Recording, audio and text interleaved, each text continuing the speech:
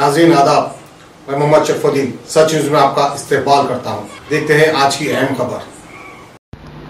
Sponsored by Exclusive PC World, address CDC Building, Secunderabad.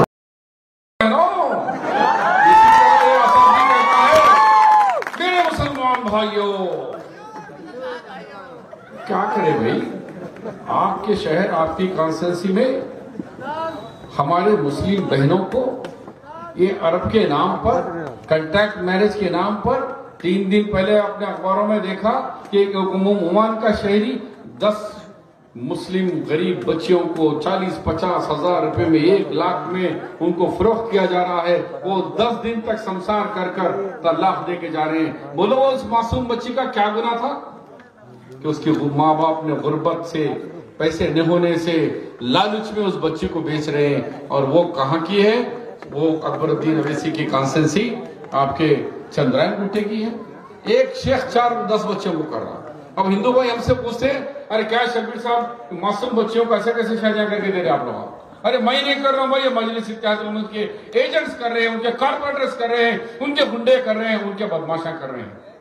लेकिन बात तो सबको आ गई हिंदुओं, हमारा सर शर्म से झुक जा रहा कि हमारे मासूम बच्चों को इस इज्जत लूटी जा रही है। दिन में हम रोहिंग्या के मुसलमानों के बारे में बात कर रहे हैं। कांग्रेस की पॉलिसी क्या है? अरे सुन सर, मैं बोल रहा हूं शब्बीर, कांग्रेस ने 2012 के अंदर जब रोहिंग्या के मुसलमानों को निकाल दिया गया तो अंदर कांग्रेस, यूपीए की सरकार, मनमोहन सिंह की सरकार, सोनिया गांधी की सरकार ने 40,000 मुसलमानों को अपनी गोद में ले लिया है, अपनी सरजमीन में लिया है, जिसमें हैदराबाद में 5,000 रोहिंग्या के मुसलमानों को जगह दी। 5,000। और इस मुल्क के अंदर 40,000 रोहिंग्या के मुसलमानों को हमने पनाह दी। यही कांग्रेस पार्टी है। जब फलस्तीन की बात होती थी, कोई अरब मुल्क फलस्तीन के बारे में बात नहीं करता था। जब कोई प्रॉब्लम होता था, यासर अरफात और इंदिरा गांधी जी के पास आते कि बहन मैं मुसीबत में हूं, तो इंदिरा गांधी कहते कि जब तक मैं इंदिरा गांधी के नेहरू खानदान फैमिली गांधी जिंदा है, फलस्तीन के ऊपर आंच नहीं आने दूंगी। जब इंदिरा गांधी का इंतकाल हो गया, यासर अरफात ने आके कहा अब फलस्तीन यतीम हो गया है, मेरी बहन इंदिरा जी गुजर गए हैं, मैं कहां जाऊं? ये रोते हुए यासर अरफात के अल्फाज थे।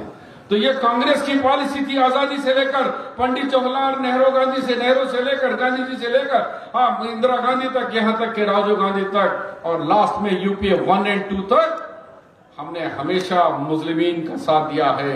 जो सताए हुए हैं हिंदुस्तान की सरजमीन पे, उनको स्वागत किया है। चाहे फलस्तीन की लड़ाई हो, चाहे किसी और देश और रोहिंग्या की लड़ाई हो। हमसे पूछ रहे असदुद्दीन, तो सुनो, हमने 40,000 लोगों को रखा। लेकिन तुम आज जिसके एजेंट बने हुए हैं, अमित शाह और मोदी जी के, आज अपने आगाओं को पूछो कि उन्होंने सुप्रीम कोर्ट का एफिडेविट कहा कि ये 40,000 लोगों को इस देश से निकाल दें और वापस भेज दें, 5,000 ओल्ड सिटी से निकाल दें, उन्हें भेज दें। तो ये मोदी से जाके पूछो। मोदी के पैसों से तो बंगले बन रहे, मोदी के पैसों में तो हेलीकॉप्टर उड़ रहा है, मोदी के पैसों से तो पूरे जगह देश भर में वोट कटाव का काम कर रहे हो। याद रखो कि यूपी इलेक्शन आपके सामने था। देवबंद के अंदर 62% मुसलमान, जहां देवबंद सबसे बड़ा हमारा इस्लामिक मदरसा है। क्या हुआ? 1 पे बीजेपी, 2 पे मुसलमान, 3 में मुसलमान, 4 पे मुसलमान। कांग्रेस का मुसलमान, समाजवादी का मुसलमान, बीएसपी का मुसलमान, बीजेपी का हिंदू जीत गया। आप हार गए, 68% रख के हार गए। बरेली, वहां भी वही हुआ, 1 जीती सीट बीजेपी, 2, 3, 4, 5 लाइन से मुसलमान। नदवा, लखनऊ, 1 बीजेपी, 2, 3, 4, 5 मुसलमान। अब यहां का मंजर भी देखा कि यहां समाजवादी पार्टी 4 मुसलमानों को दे दी।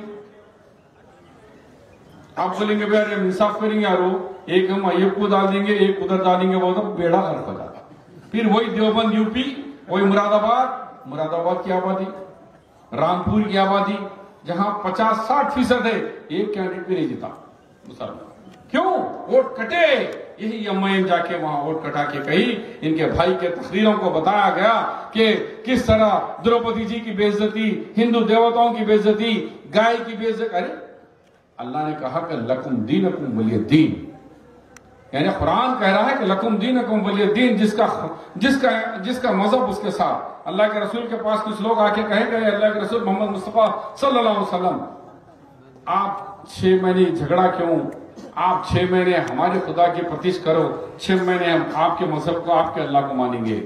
तो जब ये वही आती कि अल्लाह के रसूल सल्लल्लाहु अलैहि वसल्लम, नहीं, जो ना आए नहीं आए, हम हिदायत जब देना है देंगे, आप अपनी बात पे कायम रखो, आपके मजहब पे आप कायम रहो। तो इस तरीके से उनको ये नहीं कहा गया कि मैं निस्त नाबूद कर दूंगा। अल्लाह के रसूल सल्लल्लाहु अलैहि वसल्लम को रहमतुल आलमीन बना के भिजाया गया है, किसी को मारने के लिए नहीं भिजाया गया है, किसी को खून करने के लिए नहीं भिजाया गया है। वो रहमत है, रहमत, दुनिया के लिए रहमत है। इसी तरीके से अल्लाह ने कभी ये नहीं कहा कि मैं रब्बुल